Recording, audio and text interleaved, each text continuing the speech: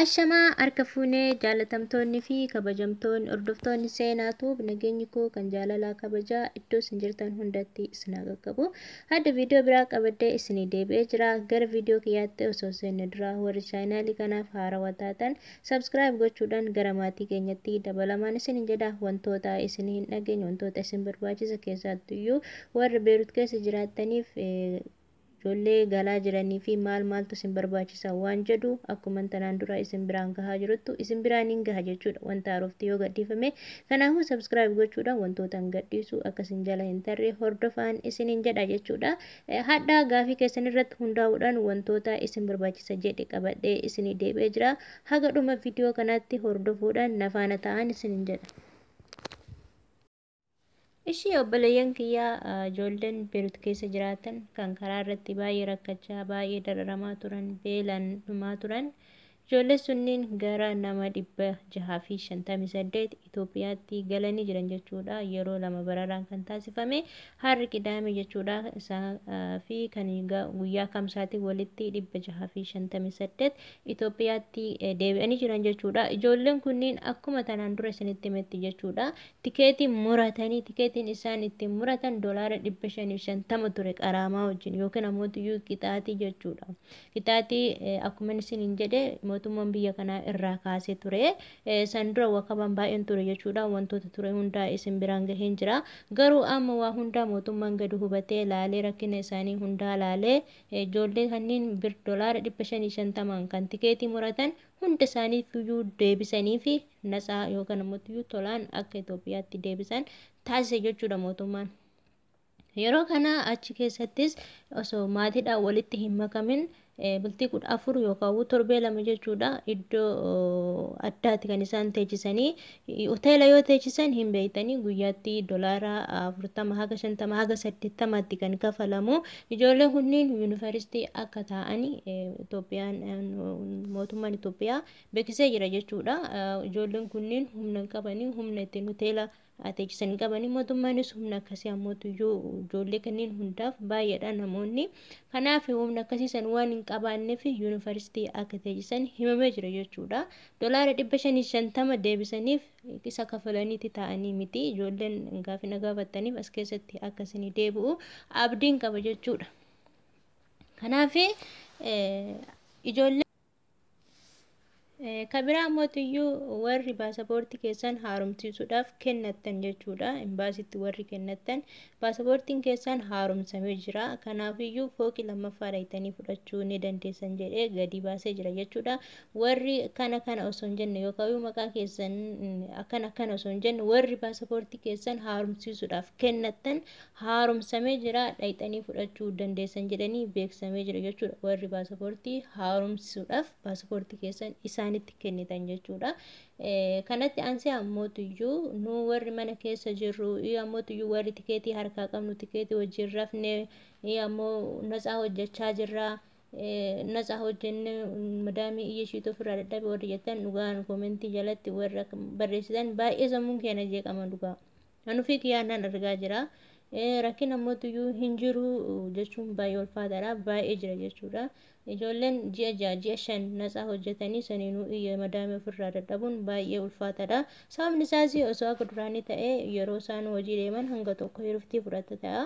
Amma hojiinis hin jiru, maaliin hin jiru, dolaarri hin jiru. Bitii wal qabatee ka'e jechuudha.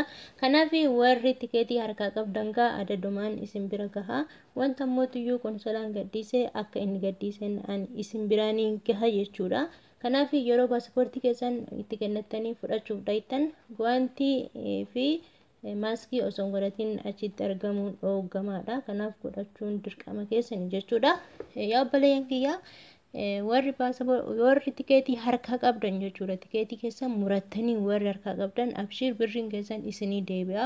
Birriin $550 isinii deebi'a jechuudha. Maqaa keessan amma hin baasanii iftaan yookaan boru akkas hin baasanii fuudhatanan isin biraan gaha jechuudha.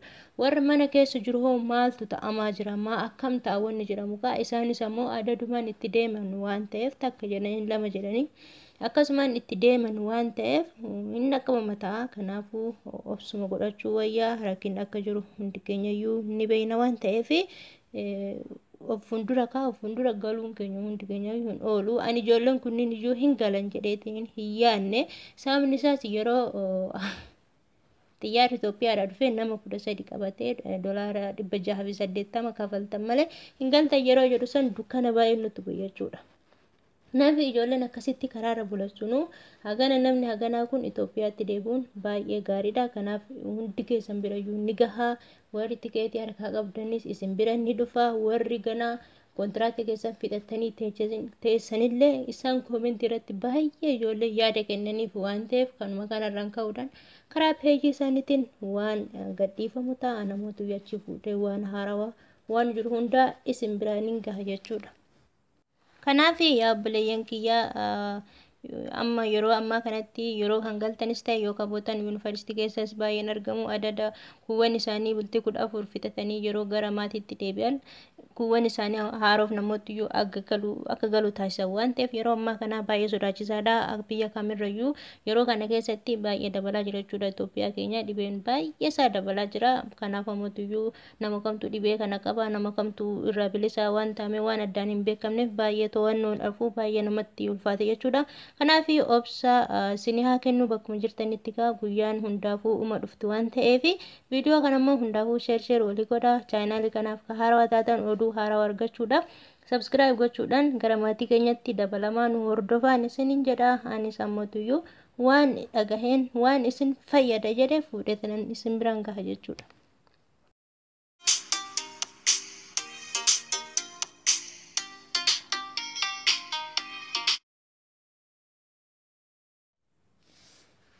Kabiraa mootiyyuu warri baasapoortii keessan haaromsiisuudhaaf kennattan jechuudha. Imbaasitti warri kennattan baasapoortiin keessan haaromsamee jira. Kanaafiyyuu fooqii lammaffaa dhayitanii fudhachuu ni dandeessan jedhee gadi baasee jira jechuudha. Warri kana osoo hin jenne yookaan maqaa keessan akkana osoo hin jenne warri baasapoortii keessan haaromsiisuudhaaf kennattan haaromsamee jira dhayitanii fudhachuu dandeessan jedhanii beeksamee jira jechuudha. Warri baasapoortii haaromsiisuudhaaf baasapoortii keessan isaanitti kennitan jechuudha. Kanatti ansee ammootiyyuu nu warri mana keessa jirru ammootiyyuu warri tikeetii harkaa qabnu tikeetii wajjin rafne ammoo natsaa hojjechaa jirra.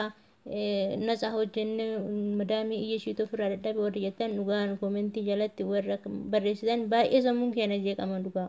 Anuufii kiyyaannaan argaa jira. Rakkin ammootiyyuu hin jiru jechuun baay'ee ulfaataadha. Baay'ee jira jechuudha. Ijoolleen ji'a 5 natsaa hojjetanii saniinuu iyya madaamii ofirraa dadhabuun baay'ee ulfaataadha. Sababni isaas osoo akka duraanii ta'ee yeroo isaan hojii deeman hanga tokko yeroftii fudhata ta'a. Amma hojiinis hin jiru, maaliin hin jiru, doolaarri hin jiru. Bitii wal qabatee ka'e jechuudha. Kanaaf warri tikeetii harkaa qabdan adadumaan isin bira gahaa. Wanta ammootiyyuu konsolaan gadhiise akka inni gadhiisen isin biraan gaha jechuudha. Kanaaf yeroo baasapoortii keessan itti kennattanii fudhachuuf dhaytan guwaantii fi maaskii osoo godhatiin achitti argamuun dhoowwamaadha. Kanaaf godhachuun dirqama keessan jechuudha. Yaa obboleeyyan kiyyaa warri tikeetii harkaa qabdan jechuudha. Tikeetii keessan murattanii warri harkaa qabdan abshir birriin keessan isinii deebi'a.